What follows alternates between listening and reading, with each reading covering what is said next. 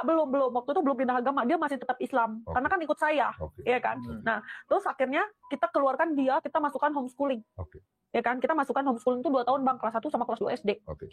Ya, ternyata pemilihan homeschooling itu salah juga lagi. Kenapa?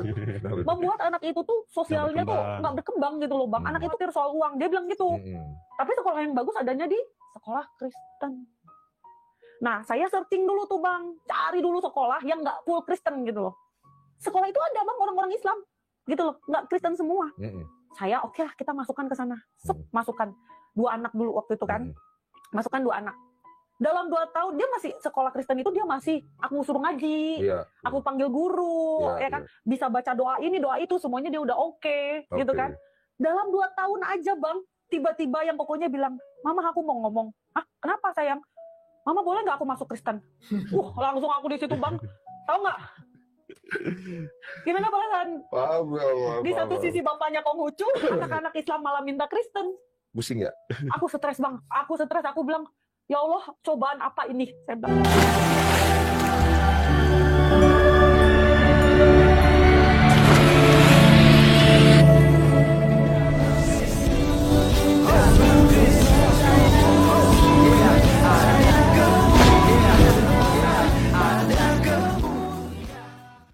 Salam Alechem Bisem Yeshua HaMashiach. Salam sejahtera dalam nama Tuhan Yesus Kristus untuk kita semua. Teman-teman sekalian, pada kesempatan kali ini kita akan mendengarkan satu kesaksian dari seorang muslim yang memiliki suami Konghucu ya kawan-kawan. Jadi beda agama lalu punya anak, dan dengan kesepakatan awal bahwa anak-anaknya ada 3 anaknya harus ikut ibu ini kawan-kawan sekalian. Tetapi seiring berjalannya waktu ya, karena anak-anaknya disekolahkan di sekolah Islam lalu terus dibully, terus diolok-olok, akhirnya anaknya ini mengalami tekanan, dipindahkan ya ke sekolah lain, kemudian dipindahkan lagi, dan saat itu menurut ibu ini anaknya dipindahkan ke sekolah Kristen karena hanya itu sekolah yang bagus ya. Dan guru gembul juga sudah menyampaikan hal itu kawan-kawan sekalian ya. Kalau kita bicara tentang kualitas ya, itu sekolah-sekolah Kristen itu lebih berkualitas. Nah kawan-kawan sekalian, dengan dipindahkannya anaknya ke sekolah Kristen, tetapi di situ juga ada umat Islam ya, ada anak-anak Islam. Lalu ketiga anaknya itu datang ya dan mengatakan bahwa mereka mau masuk ke agama Kristen. Artinya teman-teman sekalian, anaknya murtad dari agama Islam. Mereka memilih Tuhan Yesus Kristus karena penuh kasih dan penuh dengan ya kebaikan. Di mana teman-teman sekalian, kita diharuskan untuk saling mengasihi, dan terlebih di dalam Yesus ada jaminan hidup yang kekal. Di mana Tuhan Yesus berkata, "Akulah jalan, kebenaran dan hidup. Tidak seorang pun yang datang kepada Bapa di surga kalau tidak melalui aku." Nah teman-teman sekalian, seperti apa kisah ini, seperti apa ceritanya, mari kita langsung saja simak berikut ini. 3 anak ini agamanya beda. Mereka memilih sendiri berarti waktu mereka lahir? Enggak, jadi ada ceritanya ini Bang. Jadi karena mamahnya itu terlalu ikut campur masalah keluarga saya, yang dia aja harus sembahyang terus, kan saya takut anak saya diambil juga gitu loh Bang. Karena kesepakatan kita itu anak-anak ikut aku gitu loh. Kesepakatan kita, aku bilang ya udah, tapi anak-anak ikut aku ya. Dia mengiyakan, iya silakan ajari mereka agama yang benar kata dia. Jadi anak aku tuh aku pesantrenin, aku sekolah Islam, sampai akhirnya anak sekecil itu tuh dibully Bang. Aku nggak tahu aku salah masukin. Dibully kenapa? Jadi aku masukin dia ke sekolah muslim Bang, bukan yang umum, bukan, tapi benar-benar sekolah muslim, ya kan? Yang dimana ibu-ibu yang datang juga jilbaban panjang, cadaran kayak gitu-gitu, ya kan? Nah tapi mungkin casing anakku tuh kan berbeda ya Bang ya. Apa ini? Fisiknya? Chinese banget. Nggak ada yang mirip aku banget gitu. Lebih ke Chinese ikut papa ya? Bapaknya semua gitu kan. Nah anak aku ini yang paling besar itu kan berdua tuh sekolah ya kan. Yang anak yang itu kan masih bayi gitu. Nah jadi anak pertama sama ketiga tuh bedanya 5 tahun gitu. Jadi ini masih belum inilah. Nah yang 2 anak ini tuh aku sekolahin di sekolah muslim Bang, ada fotonya juga nanti aku liatin. Nah terus udah gitu dia tuh mendapat perlakuan yang nggak nyaman. Sampai anakku tuh pernah bilang gini Bang, mama artinya saat apa ya? Nanya gitu loh, kenapa? Itu aku sering dikasih tahu katanya, Koko, maksudnya pakai nama ya, tapi aku samarin nama anakku ya, Koko. katanya gitu. Terus aku sering dibilang apa Cina kok sipit katanya, apa Islam kok sipit katanya Islam gitu. sipit, ya. Dasar Cina babi katanya gitu. Dikatain etnisnya berarti ya. Jadi dihajar terus itunya. Dan aku sembunyikan itu dari suamiku karena kan anak-anakku kan deket sama aku karena aku yang nganter Bang, dia kan kerja. Ya kan, aku yang nganter. Nah, waktu itu ada timing di mana aku itu arisan. Jadi aku nggak bisa jemput anakku, dia yang jemput. Dia melihat semuanya. Jadi dia lihat anakku tuh di pojokan sendiri lagi main tanah. Sedangkan harusnya kan di dalam kelas, masih jam pelajaran gitu loh. Gitu loh. Akhirnya ditolong kenapa katanya. Dan itu dibiarkan sama guru-guru. Dibiarkan sama guru-gurunya. Jadi ketika anak-anaknya dibully di sekolah, dibiarkan sama guru-gurunya. Ngeri kan nih guru-guru Islam ini. Jadi dia main sendiri di lapangan, di tanah gitu loh. Terus akhirnya itu membuat anak-anakmu pindah agama? Enggak, belum. Waktu itu belum pindah agama, dia masih tetap Islam. Karena kan ikut saya, ya kan. Nah, terus akhirnya kita keluarkan dia, kita masukkan homeschooling. Ya kan, kita masukkan homeschooling itu 2 tahun Bang, kelas 1 sama kelas 2 SD. Ya, ternyata pemilihan homeschooling itu salah juga lagi. Membuat anak itu tuh sosialnya tuh nggak berkembang gitu loh Bang. Anak itu jadi kayak autis, sampai aku tuh pikir anakku autis gitu loh. Introvert dia. Iya, jadi kayak kalau bukan itu aja Bang, kalau kayak anak autis gimana sih Bang, kalau dipanggil tuh nggak nyaut, terus ngomong itu nggak, kan kita ngomong tatap-tatapan nih, dia tuh kayak ngomong kemana gitu, aku takut gitu loh, aku cekin, tapi nggak apa-apa, kata dokternya nggak ada, gitu loh. Akhirnya aku, ini pasti beban mental gitu loh. Akhirnya aku cari sekolahan formal Bang. Yang biasa. Iya, yang biasa gitu kan. Tapi dia minta, udah cari aja sekolah yang bagus gitu. Kita kan ada uang sudah gitu loh. Nggak usah khawatir soal uang. Dia bilang gitu. Tapi sekolah yang bagus adanya di sekolah Kristen. Nah, saya searching dulu tuh Bang. Cari dulu sekolah yang nggak full Kristen gitu loh. Sekolah itu ada Bang orang-orang Islam gitu loh. Nggak Kristen semua. Saya oke lah kita masukkan ke sana. Masukkan 2 anak dulu waktu itu kan. Masukkan 2 anak.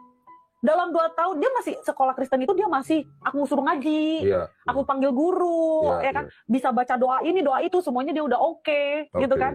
Dalam 2 tahun aja Bang, tiba-tiba yang pokoknya bilang, Mama aku mau ngomong. Hah, kenapa sayang? Mama boleh nggak aku masuk Kristen? Langsung aku di situ Bang, tahu nggak? Gimana perasaan?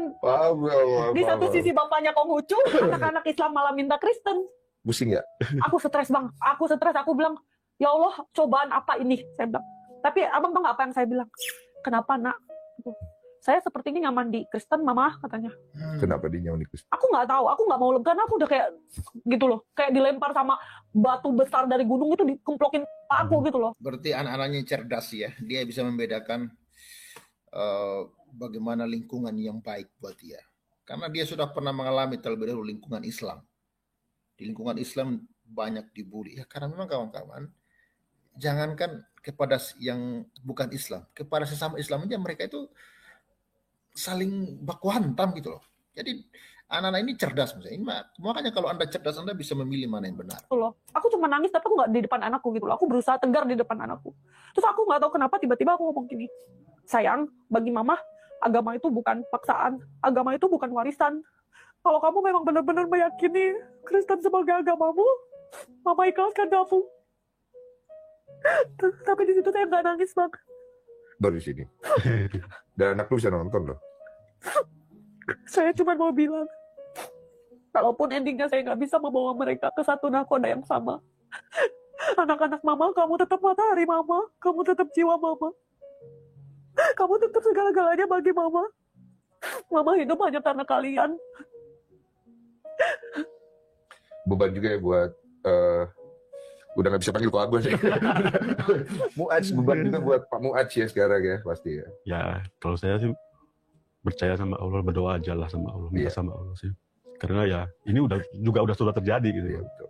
Udah jalannya begitu. Betul, dijalanin aja. Iya, dan tidak bisa juga kita bersikap lebih daripada itu karena hanya akan memperkeruh dan memperburuk semuanya ya. Saya juga gak mau anak-anak nanti anggapannya mama papa setelah hijrah mualaf apa gini kok jadi keras sama mereka, aku gak mau gitu. Iya, karena nanti kesannya Islamnya jadi Islam yang keras. Jadi takutnya nanti selama yang waktu kecil mereka alami, ternyata orang tuaku juga begitu. Kita itu mau. bahaya. Dan agama itu kan sensitif sekali. Betul. Bahkan aku sempat bilang sama anak-anak, ya kemarin kan sempat ada debat-debat juga sedikit sama bapaknya kan. Kita bukan lagi ngomongin itu, kita lagi makan nih berlima, lagi makan di meja, makan biasa. Kira-kira ya, Ibu Sylvia ini kalau misalnya suaminya minta kawin lagi, dia kasih nggak ya? Ya, karena kan di dalam Islam kan boleh ya suami itu kawin lagi kan, 2, 3, 4 istri ya. Kalau Anda nggak rela suami mau kawin lagi, berarti ya dipertanyakan juga Islammu ini ya. Kita lagi ngomongin kajian sama bapaknya, tapi di depan anak-anak. Tiba-tiba dipotong sama anak yang paling besar. Tapi mama nggak paksa kita masuk Islam kan gitu. Oh, mereka udah takut sendiri. Udah takut sendiri. Padahal kita tuh lagi nggak ngomongin mereka gitu loh. Kita lagi ngomongin kajian. Loh, emang mama cerita apa tadi? Perasaan mama lagi ngomong sama papa deh. Jadi kita berusaha tegar di depan mereka dan tidak menekan mereka. Aku selalu bilang, nak, apapun agama yang kamu pilih, kalian tetap anak mama. Kita hanya berbeda keyakinan saja gitu loh. Iya, cuma kan mereka takut. Iya, mereka takut. Terus, tapi aku ada pernah bilang juga, walaupun kalian boleh memilih apa yang kalian yakini, tapi boleh kan mama papa berharap gitu loh. Cuma kan permasalahannya adalah mereka terluka. Mereka terluka oleh sesuatu yang disebabkan oleh oknum kalau istilah saya. Betul, oknum itu bang. Bukan agamanya, bukan. tapi oknumnya. Oknumnya banyak ya. Ya, oknumnya banyak kawan-kawan. Dan banyak oknum-oknum seperti ini beredar bukan hanya di dunia nyata, tapi di sosial media. Betul. Bahkan kalian saya yakin pasti banyak sekali dihujat karena anak kalian berbeda keyakinan dengan kalian. Seolah-olah kalian orang tua yang tidak bertanggung jawab terhadap Betul. Jadi kan kalau kita bicara masalahnya kan cuma masalah duniawi doang. Betul. Masalah di mana perspektif orang terhadap agama A dan B yang dikarenakan banyak kekecewaan dan sakit hati karena saling melukai. Ya itu. Oke, teman-teman sekalian, itulah yang kita sudah saksikan bersama dari kesaksian ibu ini. Dan kita percaya bahwa itu bukan secara kebetulan ya kawan-kawan. Karena di dalam Injil Yohanes pasal yang ke-15 ayat yang ke-16 kawan-kawan, dikatakan oleh Tuhan Yesus, bukan kamu yang memilih aku, tetapi akulah yang memilih kamu, dan aku telah menetapkan kamu supaya kamu pergi dan menghasilkan buah, dan buahmu itu tetap, supaya apa yang kamu minta kepada Bapa dalam namaku diberikannya kepadamu. Inilah perintahku kepadamu, kasihilah seorang akan yang lain. Nah, jadi teman-teman sekalian, kita percaya bahwa yang memilih 3 anak daripada seorang muslimah ini dan seorang bapak yang beragama Konghucu ini bukan secara kebetulan, tapi ini atas rencana Tuhan dalam hidup anak-anaknya. Jadi teman-teman sekalian, luar biasa sekali ya. Makanya teman-teman jangan jemu-jemu, jangan bosan-bosan untuk terus memberitakan kabar baik, dan terlebih untuk menunjukkan nilai-nilai kekristenan dalam kehidupan kita sehari-hari. Orang akan berkaca, oh ternyata orang-orang Kristen baik, orang-orang Kristen suka menolong, orang-orang Kristen suka membantu sesama manusia. Jadi ini yang harus kita kembangkan, karena kita diajarkan bukan hanya saja mengasihi sesama, tapi kita juga diajarkan untuk mengasihi musuh di dalam Matius pasal 5 ayat yang ke-44. Kasihilah musuhmu dan berdoalah bagi mereka yang menganiaya kamu. Luar biasa sekali teman-teman sekalian ajaran kekristenan kita. Maka jangan pernah tinggalkan Tuhan Yesus, tetap percaya kepadanya sampai Anda meninggalkan dunia ini. Filipi 2 ayat 21 berkata, karena bagiku hidup adalah Kristus dan mati adalah sebuah keuntungan. Saya Arif Gula undur diri, sampai ketemu di video berikutnya. Tuhan Yesus memberkati kita. Salam.